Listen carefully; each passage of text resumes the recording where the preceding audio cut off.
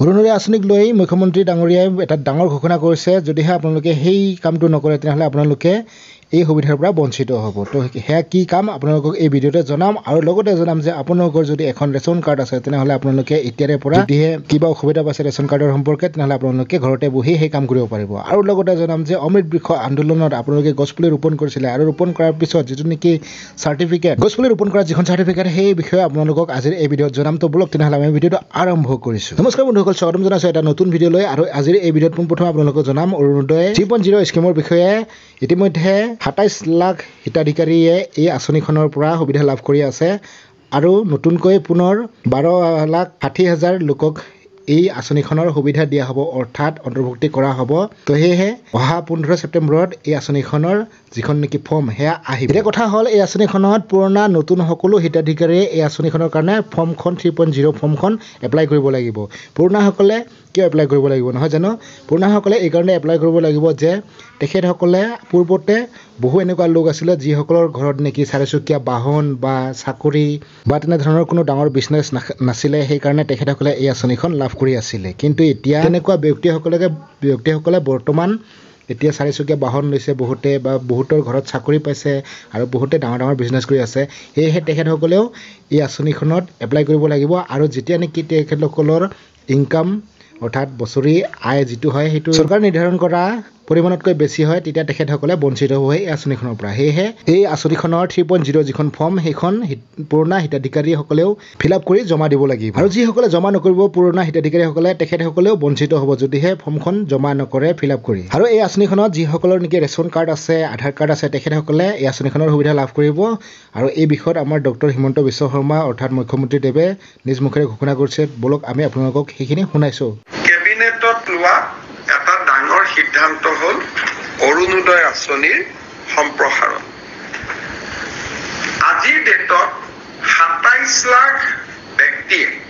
অৰুণোদয় আঁচনিৰ সুবিধা লাভ কৰি আহিছে এতিয়া আমি প্ৰতি সমষ্টিতে আৰু 10,000 অৰুণোদয় আঁচনিৰ আমি হিতাধিকাৰী দিব খুজিছোঁ অৰুণোদয় আঁচনিখনত নতুনকৈ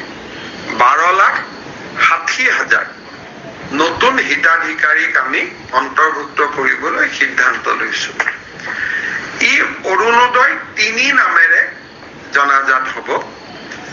অৰুণোদয় 2ৰ বেনিফিচিয়াৰী সকলেও 3ৰ বাবে নতুনকৈ আবেদন কৰিব লাগিব আৰু 3ত নতুনকৈ আবেদনকাৰী অন্তৰ্ভুক্ত হ'ব এই অৰুণোদয় 3ৰ প্ৰক্ৰিয়াটো 15 ছেপ্টেম্বৰৰ পৰা আৰম্ভ হ'ব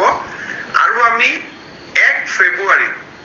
নতুন হিতাধিকাৰীসকলক আমি অৰুণোদয় আঁচনি দিয়া আৰম্ভ কৰিম তেতিয়ালৈকে পুৰণা অৰুণোদয় হিতাধিকাৰীসকলে নিৰন্তৰভাৱে অৰুণোদয় পাই থাকিব কিন্তু যেতিয়া 1 ফেব্ৰুৱাৰীত আমি নতুন অৰুণোদয় দিব যাম পুৰণা বেনিফিচিয়াৰী 2-এজন হয়তো তেওঁলোকৰ কোনোবা ঘৰত চাকৰি পালে কোনোবা ঘৰত গাড়ী কিনিলে বিভিন্ন কাৰণত তেওঁলোকে নাপাব কিন্তু এইবাৰ অৰুণোদয় এটা আমাৰ কন্ডিশন হ'ল যে ৰেচন কাৰ্ড থকা মানুহে অৰুণোদয় পাব ৰেচন কাৰ্ড নাথাকিলে অৰুণোদয় নাপায় তো বন্ধুসকল আপোনালোকে নিশ্চয় শুনিলে মুখ্যমন্ত্ৰীদেৱে অৰুণোদয় সম্পৰ্কে কি ক'লে নহয় জানো এতিয়া বলক আমি দ্বিতীয় আপডেটটোৰ বিষয়ে জানো দ্বিতীয় আপডেটটো হৈছে ৰেচন কাৰ্ড সম্পৰ্কে চাওক বন্ধুসকল আপোনালোকে এতিয়াৰে পৰা ৰেচন কাৰ্ড সম্পৰ্কে যিকোনো আপডেট আপোনালোকে নিজৰ ঘৰত বহি এণ্ড্ৰইড ফোনৰ সহায়তে কৰিব পাৰিব তাৰ কাৰণে এটা এপ মুকলি কৰিছে চৰকাৰে যিটোৰ নাম হৈছে মেৰা ৰেচন 2.0 এই এপটোৰ জৰিয়তে আপোনালোকে যিকোনো কাম কৰিব পাৰিব ৰেচন সম্বন্ধীয় ৰেচন কাৰ্ড সম্বন্ধীয় আপোনালোকে যদি মেম্বাৰ এড কৰিবলগীয়া আছে এড কৰিব পাৰিব আপোনালোকৰ যদি কিবা কমপ্লেইন আছে সেয়াও আপোনালোকে দৰ্জ কৰিব পাৰিব অৰ্থাৎ আপোনালোকে কৰিব পাৰিব কমপ্লেইনটো তাৰ কাৰণে আপোনালোকে প্লে ষ্টৰত গৈ এপটো ডাউনলোড কৰিব লাগিব ডাউনলোড কৰাৰ পিছত অপেন কৰিব এনেধৰণে অপেন হ'ব অপেন হোৱাৰ পিছত আপোনালোকে লেংগুৱেজটো ইয়াতে চিলেক্ট কৰি ল'ব যিটো ইংলিছ আছে সেইটোৱে থাকিব দিব তাৰপিছত নেক্সট কৰি দিব নেক্সট কৰাৰ পিছতে আপোনালোকৰ ওচৰত এনেকুৱা এটা পেজ খোল খাই আহিব ইয়াতে দুটা অপশ্যন দেখিছে নহয় এটা হৈছে বেনিফিচিয়াৰী ইউজাৰ আৰু আনটো হৈছে ডিপাৰ্টমেণ্ট ইউজাৰ তো আপোনালোকে বেনিফিচিয়াৰী ইউজাৰটোতে ক্লিক কৰিব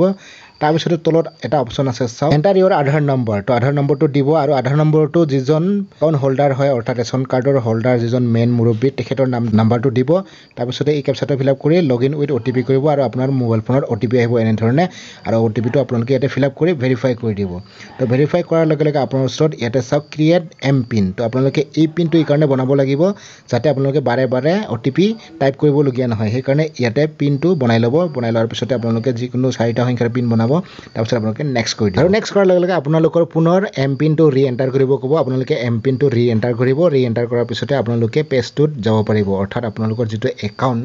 সেই একাউণ্টটো ক্ৰিয়েট হৈ যাব ইয়াত আৰু আপোনালোকে এনেধৰণে লগইন হ'ব পাৰিব সেই একাউণ্টটোত আৰু তাৰপিছতে আপোনালোকৰ যিটো নেকি ৰেচন সম্পৰ্কীয় KYC বা মেম্বাৰ এড কৰিবলগীয়া আছে সকলো কাম ইয়াৰ পৰাই কৰিব পাৰিব আপোনালোকক নেক্সট ভিডিঅ'ত মই সম্পূৰ্ণ প্ৰচেছটো দেখুৱাই আছোঁ কেনেধৰণে মেম্বাৰ এড কৰিব কেনেধৰণে KYC কৰিব বা কেনেকৈ আপোনালোকে PVC কাৰ্ডখন ডাউনলোড কৰিব এতিয়া আহিছোঁ শেষৰ আপডেটটো লৈ আপোনালোকে অমৃত বৃক্ষ আন্দোলনত গছপুলি ৰোপণ কৰি ফটো আপলোড কৰিছিলে আৰু আপলোড কৰাৰ পিছতে চাৰ্টিফিকেট ডাউনলোড কৰা এটা অপশ্যন দিছিলে আৰু বহুতে সেই চাৰ্টিফিকেটখন ডাউনলোড কৰিছে আৰু বহুতে ডাউনলোড কৰিব পৰা নাই আৰু বহুতে মোক ভিডিঅ'ত কমেণ্ট কৰি আছিলে যে চাৰ্টিফিকেটখন ডাউনলোড কৰা অপশ্যনটো অহা নাই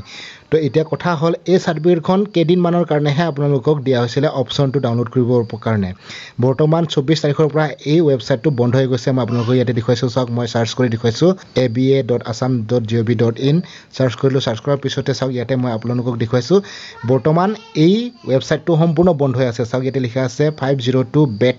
গেটৱে তো এনেকুৱা অপশ্যন আহিছে আপোনালোকে এতিয়া ডাউনলোড কৰিব নোৱাৰিব সেয়েহে যদি আপোনালোকে ডাউনলোড কৰিব পৰা নাই তেনেহ'লে মাজে সময়ে এই ৱেবছাইটটো অ'পেন কৰি চাব যদিহে অপশ্যনটো আহে তেতিয়া আপোনালোকে ডাউনলোড কৰিব পাৰিব কিন্তু বৰ্তমানলৈকে এই ৱেবছাইটটো বন্ধ হৈ আছে আৰু যোৱা বছৰেও আপোনালোকে নিশ্চয় গম পায় যে চাৰ্টিফিকেটখন বেছি দিনৰ কাৰণে ডাউনলোড অপশ্যনটো দিয়া নাছিলে আৰু তাৰপিছত বন্ধ কৰি দিয়া হৈছিলে ঠিক তেনেধৰণে এইবাৰো